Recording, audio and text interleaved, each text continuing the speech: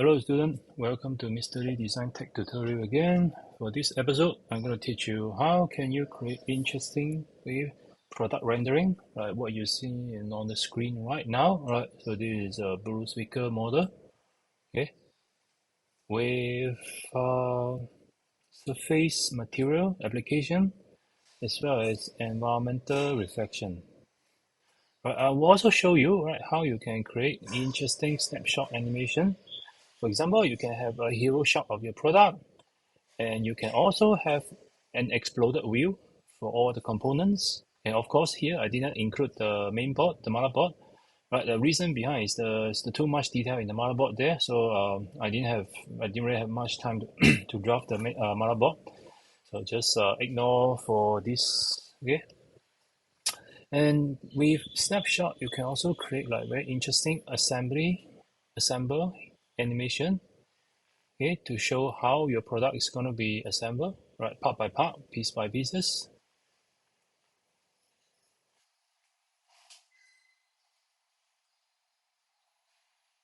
And all right, so right now you're looking at the render view, okay? Render view, usually you can activate it under the render world option here, but without an accurate, okay, application to the surface material and finishing, right, you won't have a nice digital model to render out. Right, so let me show you right how you can apply the material first. Okay, let's go back to the shader mode. Right, so this is typically what you get after you have done your model. Right, you have all your parts. Okay, you have all your parts done. All right, so this the corner bracket. All right, it's just okay. Carried as they are going to be 3D printed. All right, and then also the wooden panel. If you want to apply material, right, okay, the first thing is you got to split them, right, under different layers. Okay, under different layers. Okay, so you can find out the layer options under the panel layers. All right. So as you can see here, right, I put front, side, top, okay, back, side, bottom, right, all under the wood layer. Okay, all under the wood layer here. All right.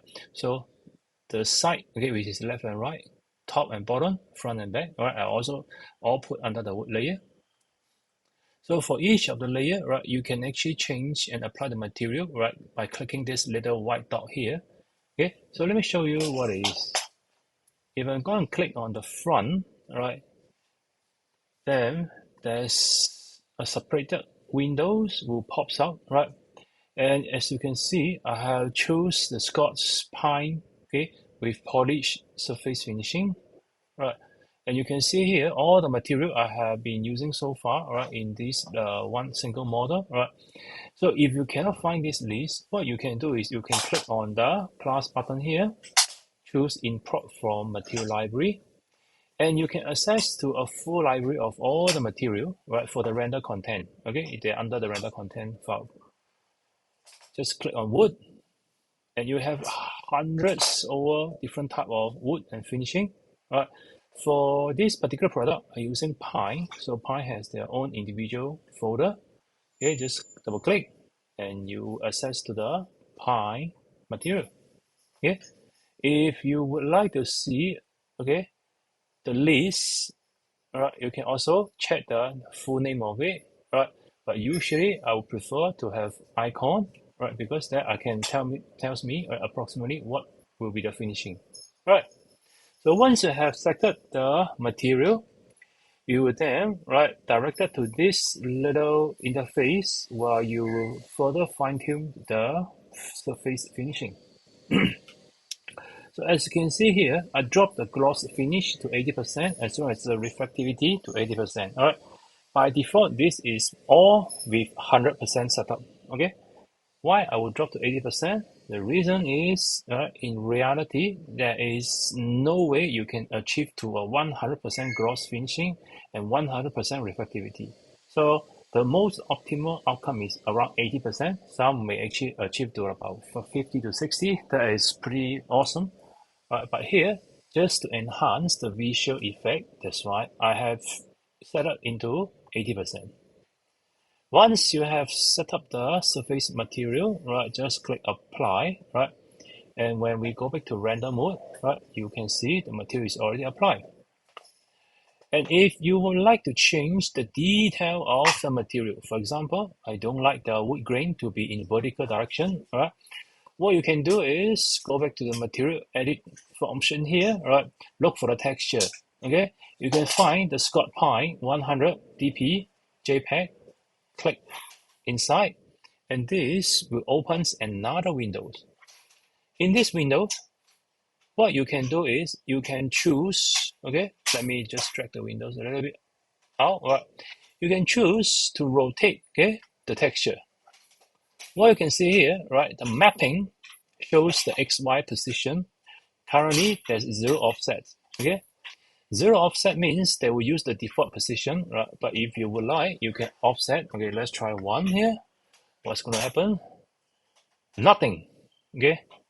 Let's try 100. See that?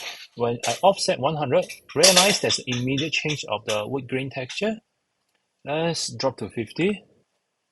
So by increase or decrease the offset, you can then shift the wood grain position. And if you satisfy, right, let's try 20%. No, let's try 80%. What about 100? Nah, not ready. Let's go back to 0.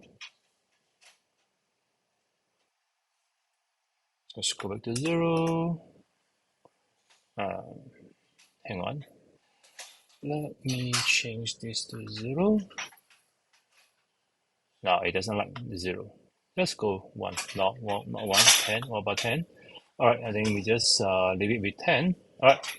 Next, you can actually rotate the wood grain texture. Let's have already rotate to 90 degree. Let's drop back to 0 and see what's going to happen. See that? The wood grain will then become horizontal. Right? But because the current design is a vertical rectangle, that's why if the wood grain we're going to arrange into vertical position, it looks better. So let's just increase back to 90%. Good. And that's it. That's how you fine-tune the texture. Next, click apply. And apply, finish. All right. So you can use the same setup, right, to edit the rest of the setting. And once done, just go to others. All right. Next, what I'm going to show you is how you can edit plastic. As you can see here, the plastic itself has a little texture on the surface, right, which is not draft by a 3D CADing. If I go back to shaded mode, you can see the surface is very smooth. And you may wonder what happened here. All right, so let's go to the 3D print setup. Okay, we're going to click here. As you can see, I have chosen plastic number 4, right? So this is actually a custom setup, right? What I did is, by default, when you click material, right, it's under plasters. Okay, just click the drop-down menu, change to plastic, change the color. You can change to any other colors that you want. Okay, if you change, yes, for example, I will change to brown color. All right, let's brown color most likely will be tanned. Pretty tan, huh? All right, see that? You can just change the color. If you don't like it, just cancel. All right. Once you apply the color, same thing here. You may want to drop the reflectivity to make it not so reflective, or just increase, okay, as and where appropriate. And you can also use the bump texture. Okay, so here I use grid. Okay, but you can choose others. Let's, for example, you can use dotted, right? You can use crosshatch. You can use speckle, right? So I use grid just now, or you may try ladder, right? So it depends on the material surface, right? You just choose accordingly. Okay.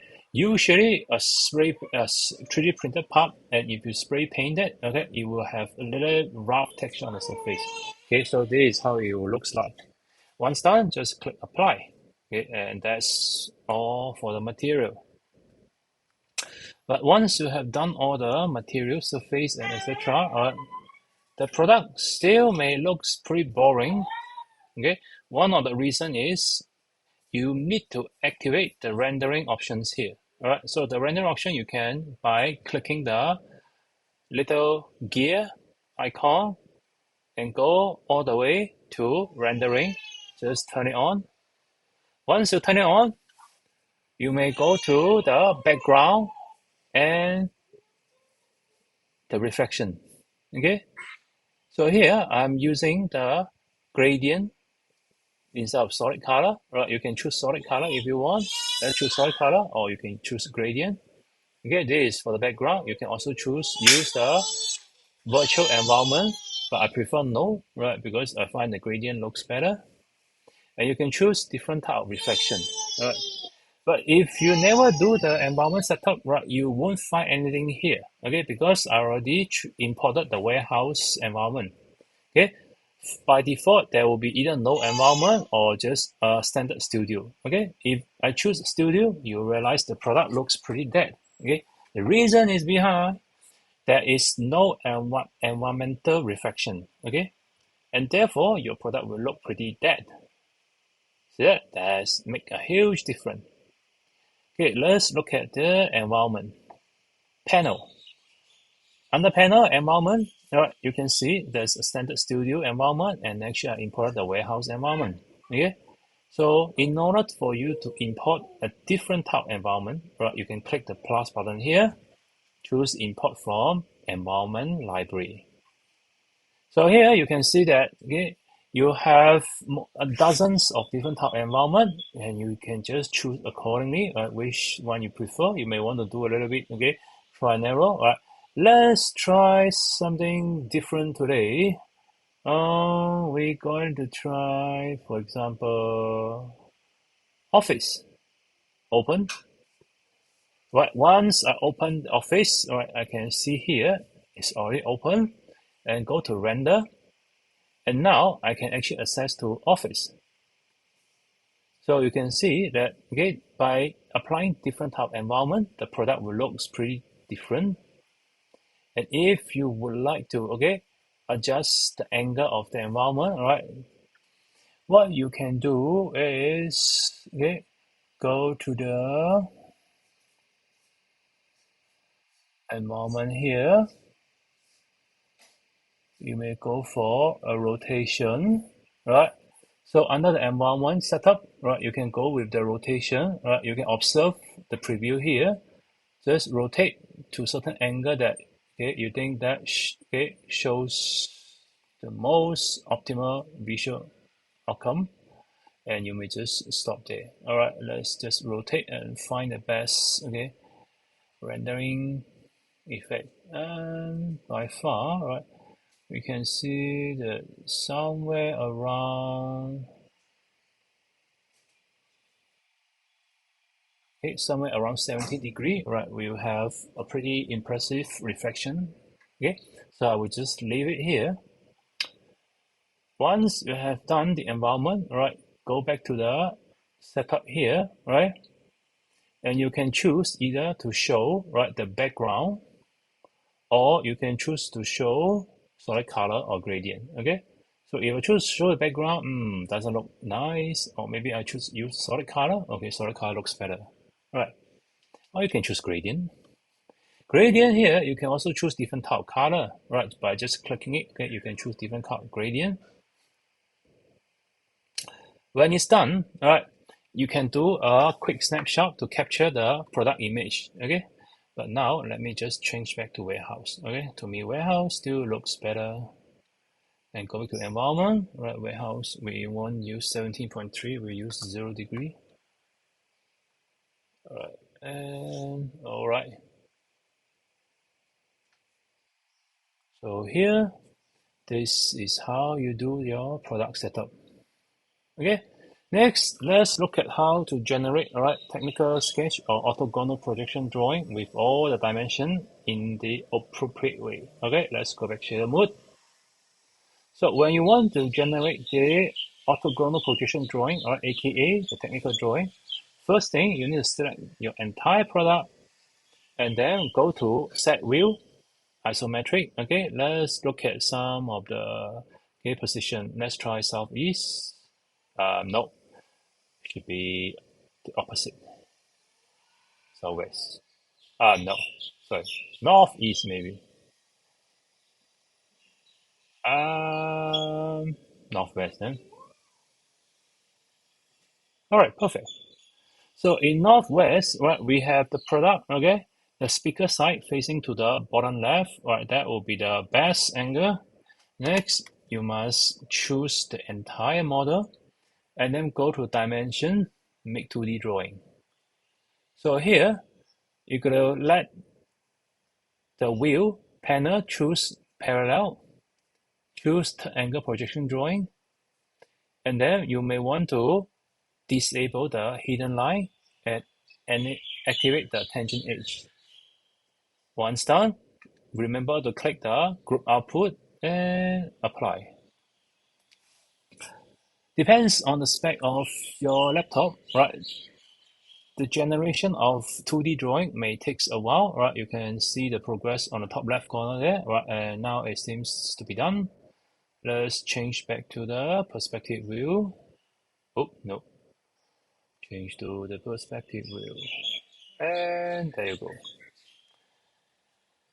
Right, next, go to top view and you can find the top view here.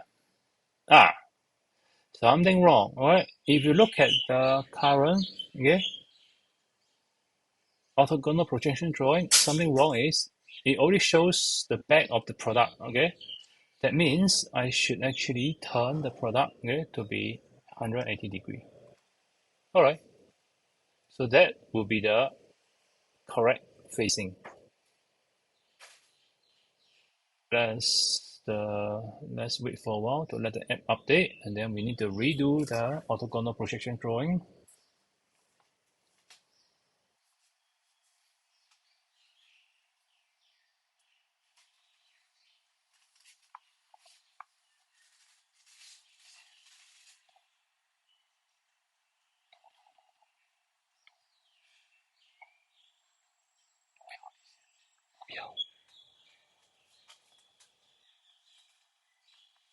Alright, it's done. Let's delete this one.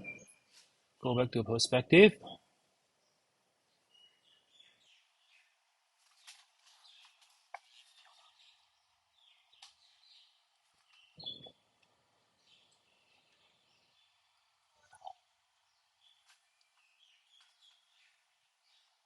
It takes a while.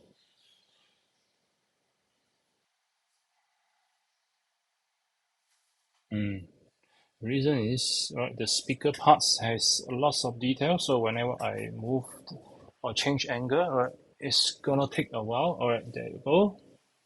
Let's change the wheel to southeast this time. Alright, that's the correct one. Okay, we gotta regenerate the 2D drawing. Alright, same setup, the angle projection. And then we'll click apply. And then we'll click top view. And then the rest we'll just let the machine to finish. Right, this time round, front view is correct, back side view, top view also correct. And we just need to wait for the isometric view. Alright, perfect this time round. When it's done, move the 2D drawing, alright, somewhere. Not blocking your model. And then you may gonna click on the layout and then choose A3 size. Make sure that it's landscape. You may name the name of the page to be Bluetooth speaker. And then click apply. Here will be the layout. Okay, you may need to double click to activate the page so that you can move around and then choose to apply on different scale. I may want to try 1:3 scale, a little bit too small, 1:2. Okay, I think 1:2 is somehow, okay, just nice for the product as I can see. The product can just leave it here and I will go back to the top view. I will move this thing a little bit to the side.